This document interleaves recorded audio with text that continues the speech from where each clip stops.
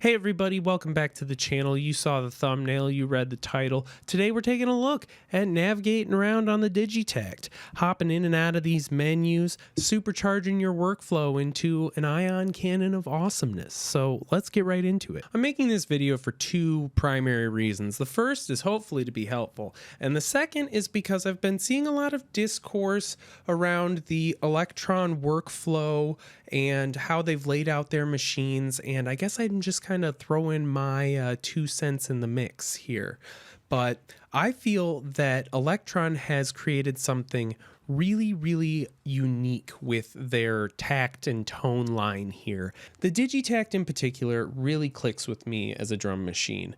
Elektron has a really unique design language that is super intuitive and translates across their whole line of instruments. So once you've kind of mastered one, a lot of concepts and techniques are going to be carried over if you approach any of their other boxes. Now, something you'll hear a lot of people talk about when they are talking about synthesizers, drum machines, everything like that, is they'll say phrases like knob per function and menu diving and parameter blah blah blah blah blah. And what they're talking about is kind of the interface, really. So when people say knob per function, they typically are referring to the fact that whatever interface, whether it be a knob or button on the synth drum machine panel, is only ever going to do one thing. And whenever you reach towards it, it's always going to do that one thing. Some people really like this, and it's obvious why. I mean, that reliability, that,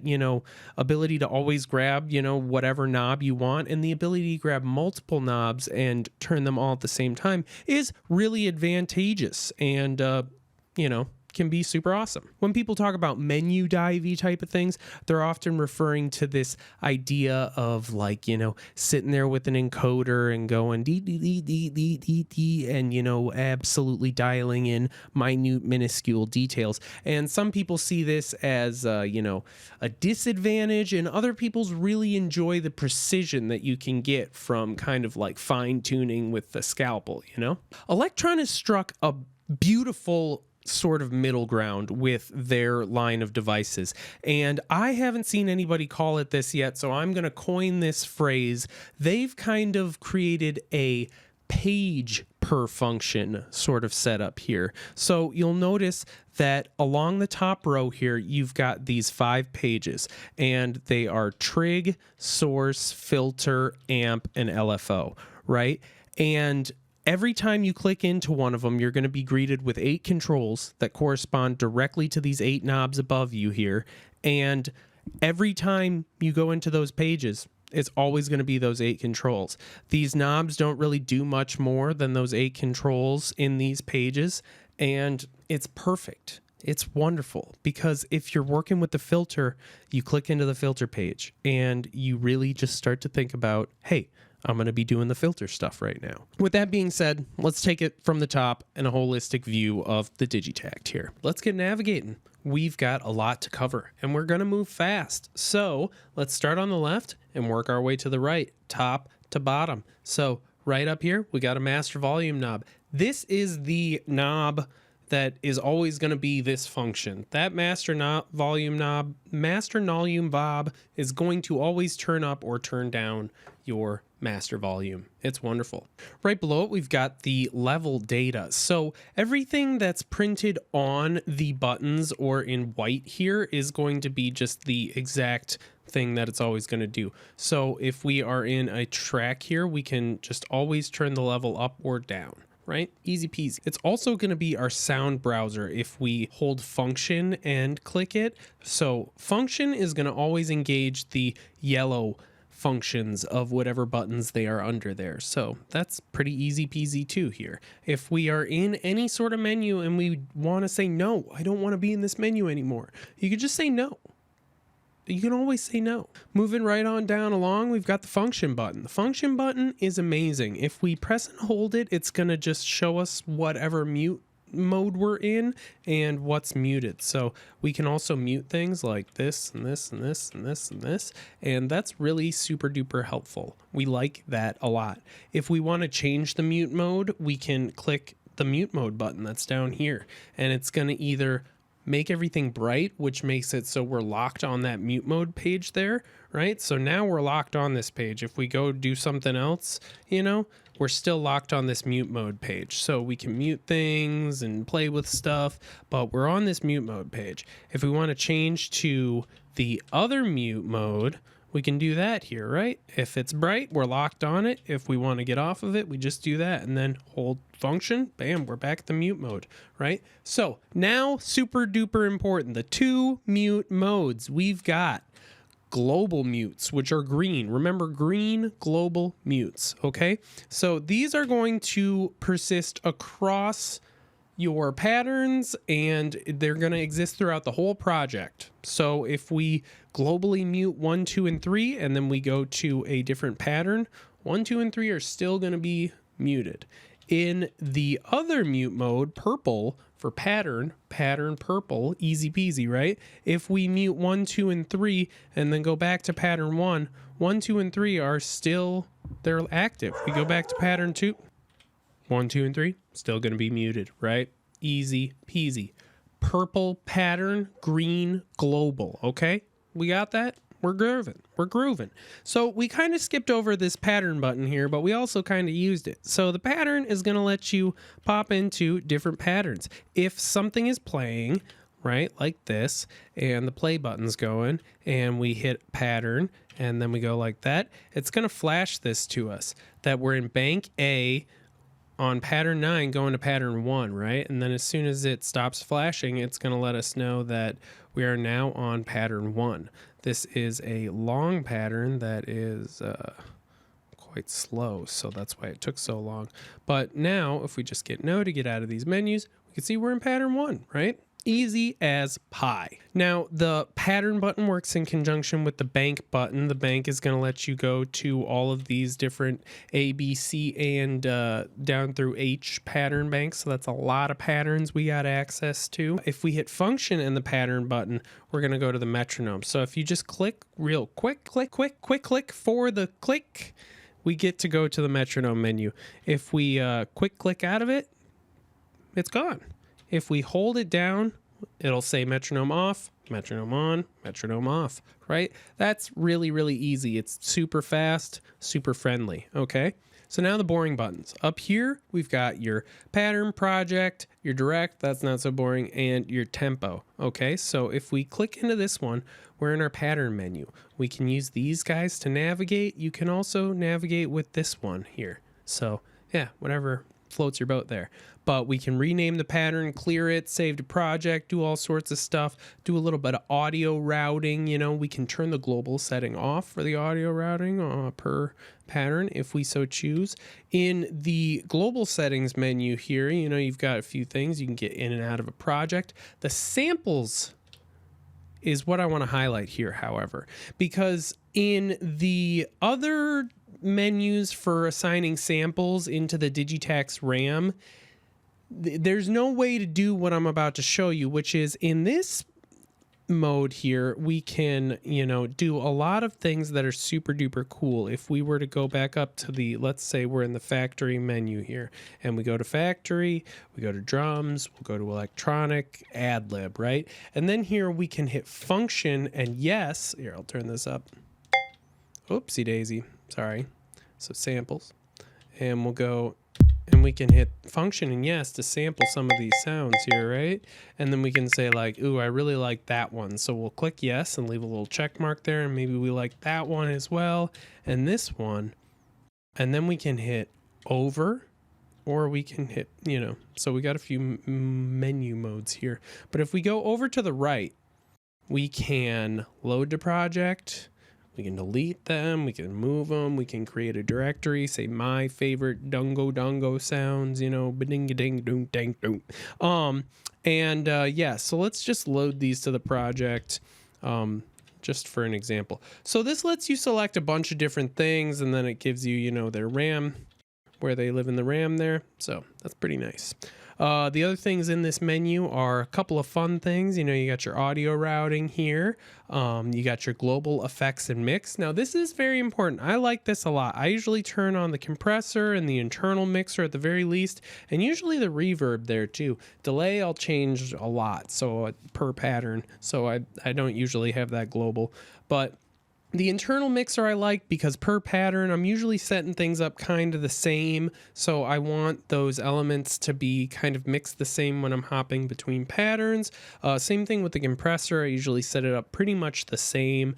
And if I don't want to have that pattern do that, well then, you know what I could do? I could go to audio routing and turn off the global setting there. And that's pretty cool. The other thing that's really nice here in this global settings menu is the system deal down here. So this is going to let us set up a bunch of stuff that we really like. You're going to want to hit remember subpage. I'll show you why in just a few moments, but the LED intensity, you know, we can turn that up. I like it nice, probably like mid there. Your upgrade. You can see your storage here, which is also quite nice. I just got this back from RMA, and that's why it's looking so nice, but it's got no samples in it. So we'll have to fix that pretty soon here. And that's kind of your global project menu. You can get in or out of any of these menus just by clicking them and clicking out.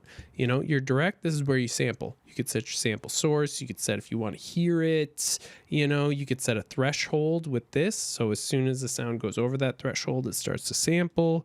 You can hit function yes to record. You could just hit yes to arm it. And then, you know, as soon as you hit yes again there, you go bah, or function yes. It'll start to go for you. Well, not if we've set a threshold though, so you maybe want to do that. And then yeah, so that's our sampling menu right there. And then we've just got our tempo. Tempo's pretty cool. We can hit function to tap that tempo in, you know, all the way up to 300. They won't let us go past 300, which I think is pretty weak. Elektron, let us go past 300. Maybe, please, someday. In the future? I don't know. Now, underneath these buttons, we've got their yellow functions. So import export is just for your sounds. It'll let you import sounds. Sounds are different than samples. A sample is just a sample file on the Digitakt. A sound is every setting across all of the menus saved with a sample. So that's the difference between a sound and a sample. Your sounds browser is over here and lets you, you know, very quickly pop through any sound on the plus drive really fast, but your samples are stacked on the RAM there. We can save the project by hitting function and the gears really fast, you know, save all the project settings. We'll hit no for now. You can also instantly start sampling if you hit function and this guy. So if we do that, it goes red there, you see, and it's sampling. It's going for us, right? So we'll hit yes to stop that, and then we'll hit function no to discard that because we don't want it. And then we already talked about tap tempo there, so that's that. Now, really quick, I'm going to talk about the sequencer, and I'm not going to get too into it because this is just navigating around here, right? So we're just going to briefly talk about the sequencer, and then we're going to move on. So down here, we've got the record arm, play, and stop buttons. Now these rock, and Elektron's done a couple of really cool things. So to engage step mode on the sequencer, we just hit record arm, and then if we you know, are up here, we can see that we're at sample 1, so we're on sample track 1, which is that guy right there. And once we hit that, we can pop in any triggers we want anywhere we want them. Okay, if we decide that, you know, this one we want to do some parameter locking things, we just hold it and then we lock whatever parameters we want. They'll all get little yellow boxes around them, and that's how we know. Right, so now that step is all jacked up. If we want to sample how that jacked upness sounds, we can hold that step and hit yes, and it'll sample it for us. And then if we say, oh, well, I would like to copy that step, you actually don't need to hold function for this. You can just hold the step and hit copy. And then you can pop this right here and hit paste. And then you've pasted that, okay? Easy peasy. You could also hit this and hit clear, and it's gonna clear all the locks from that step, but not the step. Okay, so that's also pretty nifty. Now, where these copy, clear, and paste do need to hit this function button is if we don't have anything selected, we can hit function and copy, and then it's going to copy the track. So then we could come over to this track over here, track number 2, and we could hit paste, and it's going to paste all of the triggers, but it's not going to paste the sample, okay? Just the triggers, and it's also going to paste the oh wait, sorry. Let's do this. So let's make a bunch of locks, and then let's copy, and then let's come over here, and then let's paste, so that we can illustrate that it is also going to paste all of the locks. So if you've got a bunch of weird locks on a sound, it's going to paste those, but you're just pasting the sequence data in right there, okay? And then we could hit clear to clear the whole track. That's dangerous, but it is what it is. And that's like real quick the sequencer. If we like the way the sequencer's sounding, we can hit function and yes to save the pattern in the temp area. And if we mess it up or do whatever we want, we can hit no, function no, to reload back from that last save. So it's kind of like a save state. That's a quick way to do it. One other really important trick, I will say, let's go to one of these that has a pattern on it.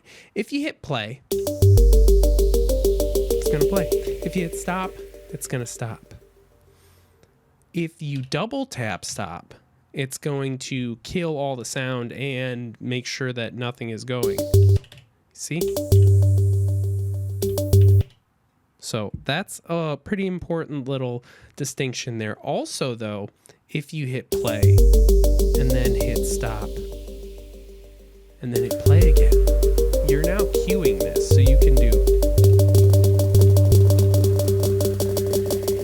type things. You can also just do that by hitting the play button. See, it's going to stop that for you. It doesn't work the same, all right? If you just hit play and then hit play again, you're really just pausing the sequencer. See? So that's interesting things to note about the sequencer, what's going on here. You can also, you know, copy the whole pattern and then come over to this pattern over here and then, you know, paste the whole pattern. You can only do those pattern pastings and copyings inside when you're not in record mode here. So that's how very brief, very truncated version of the sequencer here. So now let's get on to navigating these pages, which is what I really wanted to talk about and, you know, coin my page per function phrase like 5 or 6 more times. So up at the top here, this is your meat and potatoes. This is where you're going to get all or most of your work done, okay, with these 5 buttons right here. And this is what I'm talking about when I say page per function, because what this is every single one of these is a dedicated page, and each of them has 8 corresponding controls for the most part. This trigger page does not, right? Doesn't have 8. It's got 2 missing. And no matter what you do, when you hop on these pages, as long as you have that remember sub page, you're always going to go back to whatever page you were just on, and these controls are always going to be the same across all your tracks. So it's always going to be the same. And so that's really nice, because when you're thinking about your sample selection here, you can really think about your sample selection, and then you can move on to the filtering, and you can really put yourself in the headspace of, now I'm filtering. How do I want to dial this in? How exactly should this sound? And for me, that's really advantageous. So let's take a look at these pages and just really quickly, you know, see some of the settings, and hopefully you'll kind of get an idea of how you can quickly really get a muscle memory for this down and just start breezing through this. And I will 100% say that my workflow on the Digitakt is much faster than on a DAW. Okay, so first up, we got the trigger page, right? So this is just gonna set your default settings for all of your, you know, basically when you hit this trigger right here, this button, how's this gonna fire off? You got your note, your velocity, which is a setting of volume there, right? Easy peasy. You've got your note length, your probability. Now your probability is only going to give you 0 to 100, but if you go into the record mode and click a step, you'll notice that you can get the conditional trigs to allow you to put it on, fill, no fill. The line over the top means no. So no fill, pre, so that's like the step pre. If that fired off, then this step will fire off. No pre, neither, first, not first, and then the ratios. Now the ratios are important here because 3 out of 6, that doesn't mean like half the time it's going to play, like 3 out of 6 times. That means if this goes through this pattern 6 times, on the 3rd time it will play. Okay, so that's kind of a quick little, the probability section right up there. And then you've got your filter trig and your LFO trig. And that just means like, if when you hit this step, is it going to fire off the filter? Is it going to fire off the LFO? Now, real quickly, if we hit function trig, it's going to bring up the quantize menu here. So now this will let you quantize things either 100%, well, it's a level of 127 because we're working with MIDI stuff here, guys. And then, your global quantization setting as well. So that is the trig menu here. And this is the very important menu, but it's very different than all the rest. It's kind of a little bit lighter, I would say, than the other ones. So let's move on to the cool ones and get this show on the road. So let's take a look at the source menu.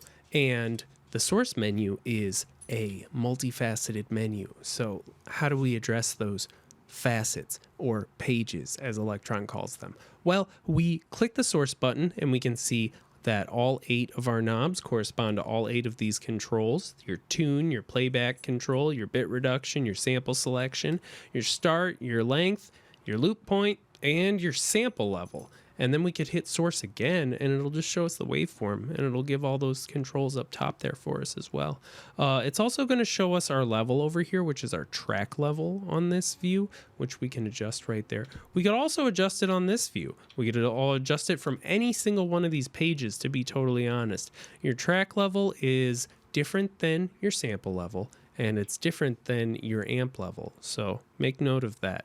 You can mix the track level from the master mixer there, but the amp and the sample level, you got to be in the amp or the sample page to turn it up there. So there's a bunch of different ways to get things loud, is basically what I'm saying. And if there are 2 pages, you just click the page button once more to access that second page. So I like to have it on the little waveform view so I can kind of see what's going on the waveform there, and yeah, that's the source page. Easy peasy. If we hold function and hit source to the assign mode, it really just kind of is like a quick way to get to source and then hitting this top right fader. It's kind of a lame shortcut in my opinion, but whatever, who cares? Elektron put it in there. Let's move on to the filter page. The filter page does have 2 pages. So if we click onto the filter page, right, and then we see filter 1 of 2, and then we click the filter page again, we'll get to the bass width filter. But first, let's take a look at this. We've got a wonderful little, envelope here, as well as a filter with frequency. We can see some response. We got some resonance. We can change what type of filter it is. There's a bunch of cool ones in there, and set the depth of the envelope. Easy peasy, right? If your trigger says filter trigger and that's engaged, it's going to shoot off this envelope whenever, you hit this button.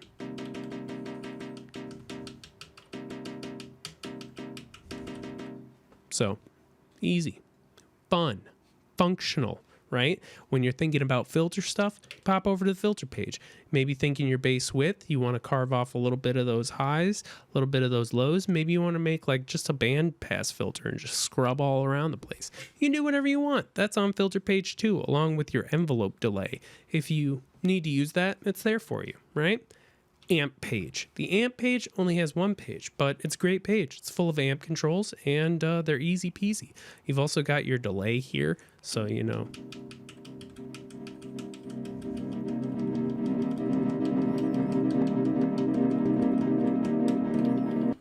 and that's pretty fun as well. Your reverb, your pan, your overdrive. The overdrive on the Digitakt, when paired with the bit reduction and the compressor, makes very, very nice, just kind of crunchy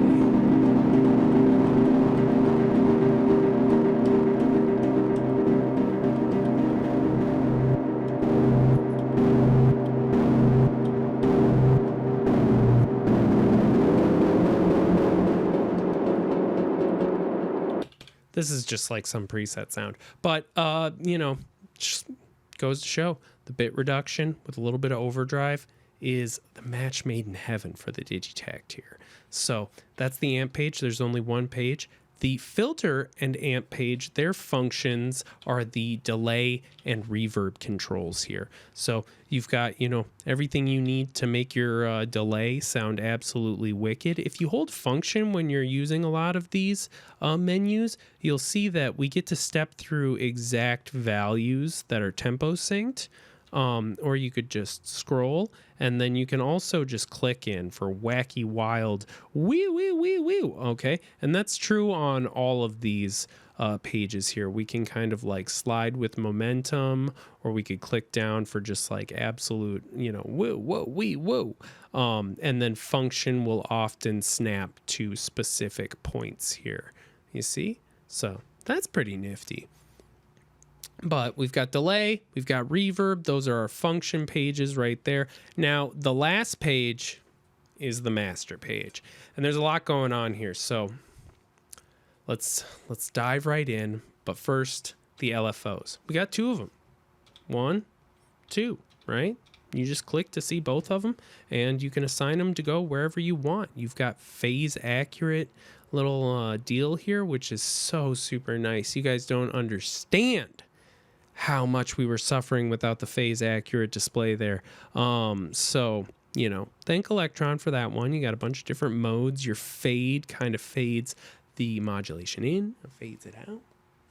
But, experiment with these. I'm just showing you how to navigate around this thing. I'm not going to tell you how to use it. You're going to figure out how to use it, and you're going to love it. And I'll probably tell you how to use it in some cool ways later. But if we go function and into the master page here, we'll be greeted with page 1 of 3 compressor. And these little yellow boxes are around everything because of the global FX and mix controls. So yeah, it's a wonderful compressor. I really actually like this compressor quite a bit. You've got a lot of controls. You can really dial it in to get nice thumpiness. The makeup gain can get very hot very fast. So yeah, of course you're wet and dry down here. It's a great one. Let's look at page number 2, which is our internal mixer. We can mix everything from all of our little tracks right here, and it's fun. It's great, easy peasy. Let's go to page number 3, which is our external mixer. So the external mixer lets us mix either the inputs as dual mono, or we can have a stereo signal coming in. It's, just an added bonus here. It lets you turn this into just a, nice little groove box that you can have other groove boxes talk to. And you can also do that with the MIDI tracks right down here. Now you'll notice that when you go to a MIDI track, things look a little bit different. You've got, note spread, the ability to pop multiple notes up in there. You've also got on this page a couple of macros and bank things, change channels. You got to hit function and then click to engage the channel there. That is, it says it right up there, but you might miss that. So function, bam. And that's all your MIDI tracks. And then it's just a lot of CC values that you can set up and then modulate, and 1 LFO per track. So that is your master and MIDI. And now we're going to talk about 1 or 2 more things, and then we're done, you guys. That's all you need to know to navigate the Digitakt here. Now, the 1 or 2 last final things are, first of all, this page button. So this page is one of the few buttons on the Digitakt that does like 4 things. So you'll see it says page, fill, and scale. So if the sequencer is not engaged, this button is the fill. So if the sequencer is not, if you're not in here dialing in triggers and stuff, and the sequencer is just running, this will be the fill button. You hold this to engage the probability of the fill probability, right? So that's how you get that in, and you can hold it down. You can press it really lightly. It's wonderful. Now, if you are in the sequencer here, you'll notice that we are hopping through our bars. So that's pretty fun. That's pretty nifty. It lets you, let you know where you are. If you don't have multiple bars to snap through, you're going to want to hit function and then page. And then normally your function page is going to look like this to start with. And it's going to show you the length of your pattern and the scale of your pattern. But most often we're going to want to hit function and yes to engage per track pattern length. And now this will let you do the master length, which you should check out my syntax video for tips on how to abuse this. And it'll also let you set up weird sort of different lengths here. You got to get the master length. If you want long sequences that are, you know, at half, quarter, eighth scale even, you're going to need to increase that master length, and then you know, you can increase or decrease things as much as you want without resets happening. All right, and then there's just one last quick little bit that you need to know. If you hit the left or the right arrows, you can nudge yourself forward and backward in tempo time. And if you hold one and then click the other one, like you hold the left and then click the right here, bam, you can step up and down through your tempos while the sequence is running or while it's not running. And those things are kind of nice. And you just let go and it'll pop back to where you were. So that is a pretty nifty little function there. And that's the gist of it. That's navigating the Digitakt. Thanks for hanging out with me, you guys. I'm going to try to be better about getting more videos up on a more regular basis. But let me tell you, life's been busy. I've been busy. There's a lot of stuff happening. Join the Discord, because like legitimately somebody like 2 days ago said, hey, I don't know how to do this thing on the Digitakt. And I was like, man, I'll make a whole video. I got stuff to do, but I got stoked about this and I made this video. So yeah, hope you guys enjoyed it. If you're all the way here at the end, like, subscribe, do whatever you want, leave a comment, feed the algorithm. I really appreciate it when you guys do that. I really appreciate you watching, and yeah, we'll see you next time.